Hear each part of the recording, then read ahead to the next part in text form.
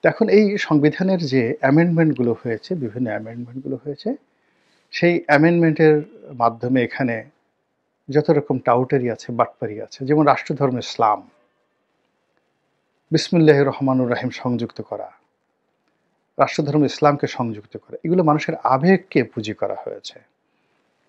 তারপরে এখানে জাতির পিতা, জাতির পিতার পরিবারের বিষয়াদি থেকে শুরু করে আরো অনেক কিছু এখানে অন্তর্ভুক্ত করা হয়েছে। এখানে চতুর্থ সংশোধনী রয়েছে, এখানে পঞ্চম সংশোধনী রয়েছে, এখানে আরো অনেক কিছু রয়েছে, যে বিষয়গুলোর কারণে কি হচ্ছে, পুরো সংবিধানটাকে মেলানো যাচ্ছে না, একটার সঙ্গে আর একটা কন্ট্রাডিক্ট করছে। তো সেটা অ্যামেন্ডমেন্ট হতে পারে বা হবে। ৭২-এর সংবিধানে ফিরে যাওয়ার, একেবারে পরিপূর্ণভাবে ফিরে যাওয়ার দাবি আওয়ামী লীগেরও ছিল, কিন্তু আওয়ামী লীগের সেই পরিবেশ বা পরিস্থিতি তারা সৃষ্টি করতে পারেনি, এটি তাদের দুর্ভাগ্য। অথচ তারা যদি সেই ২০১২ সনে এসে, ১১ সনে এসে তারা একেবারে পুরো ৭২-এর সংবিধানে চলে যেত, আজকে আওয়ামী লীগের বিদায়টা এত মর্মান্তিক হতো না, এত নিষ্ঠুর হতো না। তো এখন এই সংবিধানকে নিয়ে বাংলাদেশে অনেক কিছু হচ্ছে। এটাকে কি আবার নতুন করে লিখবে কিনা, যেটাকে পুনর্লিখন। আবার কেউ কেউ বলছেন, যেমন ফরহাদ মাজাহার সাহেব, তিনি বলছেন যে সংবিধান শব্দটি এখানে, যাকে বলা হয়, এটা একটা ফিউডাল কথা বা এটা একটা সামন্ততান্ত্রিক কথা। এটা সংবিধান হবে না, সংগঠন হবে। কনস্টিটিউশনের বাংলা সংবিধান হয় না। সংবিধান মানে এমন একটা বিধান, যে বিধানকে আপনাকে বেঁধে রাখবে। আমাকে বেঁধে রাখবে কে? মানে একটা ভদ্রলোক, উনি হিজ এ ফার্মাসিস্ট, বয়স হয়ে গেছে, ফার্মাসিস্ট, কিন্তু জুরিসপ্রুডেন্স না পড়লে, যেমন আমি ফার্মাসি সম্পর্কে কিছুই জানি না, ওষুধ বিদ্যা সম্পর্কে আমার কোনো ধারণা নেই। কাজে আমি যদি এখন ফরহাদ মাজাহারের সামনে গিয়ে সেই কেমিস্ট্রি নিয়ে কথা বলি, ওষুধ নিয়ে কথা বলি, ওনার যেমন মনে হবে যে এই অর্বাচীন বালকের গালের উপর কষাই দুটো চড় বসিয়ে দেওয়া হোক, বা বসিয়ে দিতে ইচ্ছা করবে। তদ্রূপ যারা জুরিসপ্রুডেন্স পড়েননি, এবং জুরিসপ্রুডেন্স পড়লেই শুধু হবে না, এখানে কতগুলো বিষয় আছে। আপনাকে প্রথমত সংবিধান কিভাবে তৈরি হয়, কেন তৈরি হয়, এই ইতিহাসটা পড়তে হবে। সংবিধানের সঙ্গে কতগুলো শর্ত আছে, যেমন ইতিহাস, ঐতিহ্য, মানুষের অভ্যাস, চিন্তা চেতনা, এমনকি খাদ্য অভ্যাস, এমনকি একটা মানুষ কিভাবে সঙ্গম করে, কিভাবে সে হস্তমৈথুন করে, এই যে তার যে অভ্যাস, সেই অভ্যাসের ফলে সমাজে যে সকল পাপ হয়, যে সকল পুণ্য হয়, এইগুলোকেও আপনার আইনের মধ্যে আনতে হবে। এখন ফৌজদারি কার্যবিধি ধরেন, দণ্ডবিধি ধরেন, সিভিল ল ধরেন, ল অফ কন্ট্রাক্ট ধরেন, আলটিমেটলি সমস্ত লয়ের যে বন্ধন এবং সমস্ত লয়ের যে গোড়া, সেটা হলো সংবিধান। তো আপনি ফৌজদারি আইনকে আইন বলবেন, এবং এটা দ্বারা আপনি আপনাকে হ্যান্ডকাপ পরানো হবে, আর আপনি এই ফৌজদারি আইন যার অধীনে থাকবে, সেটা হলো সাংবিধানিক আইন। সেটিকে বলবেন যে না, এটা কোনো আইন না, এটা একটা আর্টিকেল অফ মেমোরান্ডামের মতো সংঘ। এই কথা ওনার মতো মানুষ বলছে। আর আমাদের দেশের বড় বড় সংবিধান বিশেষজ্ঞ তারা চুপচাপ আছে। মানে এই যে কত বড় একটা জুলুম, এই যে এটা কত বড় একটা জুলুম নিজের উপর, জাতির উপর, এবং সেই জুলুমটা এখন বাংলাদেশে চলছে।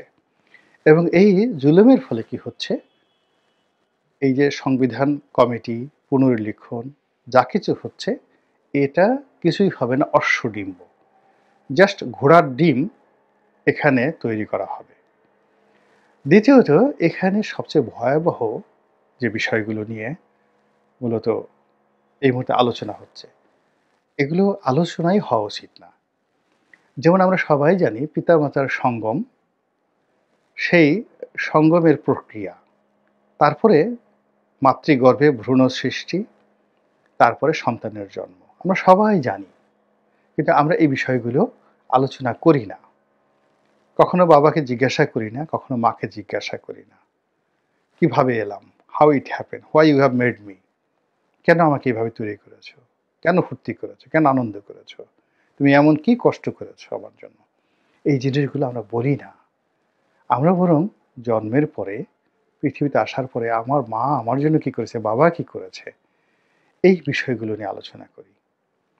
তো এই যে কৃতজ্ঞ থাকা, গ্রেটফুল থাকা, এই বিষয়গুলো একটা জাতির অস্তিত্বের জন্য, একটা জাতির বেড়ে ওঠার জন্য, একটা জাতির সভ্য হওয়ার জন্য প্রধানতম নিয়ামক। এবং সেই জায়গাগুলোতে এখন আমরা দীর্ঘদিন ধরে আঘাত করতে করতে এমন একটা জায়গাতে আমরা পৌঁছে গেছি যে আমরা সবাই এখন অকৃতজ্ঞ জাতিতে পরিণত হয়ে গিয়েছি। আমাদের এই জাতি গঠনে, এই দেশ গঠনে, এই রাষ্ট্র গঠনে, দেশ, জাতি, রাষ্ট্র, কাদের ভূমিকা? আমাদের পরিবার গঠনে কাদের ভূমিকা? আমাদের যে মস্তিষ্ক, আমরা যে বাঙালি হিসেবে চিন্তা করছি, এটা কারা গঠন করলো? এই মননশীলতা কারা গঠন করলো? আপনি চিন্তা করুন তো, একবার একটু চিন্তা করুন তো, বাবু সেলাম বারে বার, আমার নামটি গয়া বাদ্য বাবু, বাড়ি পদ্মার পার। এই যে গানটি যে রচনা করলো, যে সুর করলো, এবং আজকের এই জায়গাতে এনে এই বাঙালির মন মানসিকতাটা কোথায় নিয়ে গেল? পদ্মার ঢেউরে কে তৈরি করলো? কিংবা উজানে গাঙের নাইয়া কে তৈরি করলো? তা এই যে আমাদের যে মনের একটা বিকাশ, মানসিকতার একটা বিকাশ, মনোজগতের একটা বিকাশ, আমরা তাদের কাউকে চিনি না, খোঁজ করি না। আমরা মনে করি আমরা এমনি এমনি এই কবিতা লিখছি, এমনি এমনি গান গাচ্ছি, এমনি এমনি সুর তুলছি। কিন্তু এই যে একটা বাঙালির মন, মানসিকতা, স্বপ্ন, অভ্যাস, খাদ্য অভ্যাস, আজকে আপনি ইলিশ মাছ সর্ষে দিয়ে রান্না করেন, কেন আপনি করেন? এটা কেন ইউরোপের লোক করে না?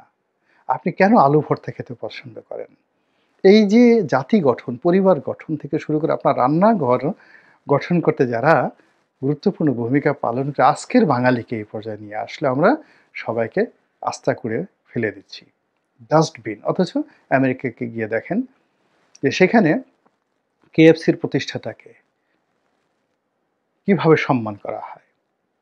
সে একটা কিচেন, রান্নাঘরকে সে সাজিয়েছে। অত্যন্ত রেসপেক্টের একজন মানুষ তাদের সমাজে। তা আমরা এই যে এখন আমাদের কোনো জাতির পিতার দরকার নেই, আমাদের কোনো এই দেশের হাজার হাজার মানুষ এই জাতি গঠনে কাজ করেছে, ফলে we must have hundreds of founding father's. তা আপনি একসাথে যদি ১০০ জনের আব্বা ডাকেন, জিনিসটা কেমন হয় বলেন তো?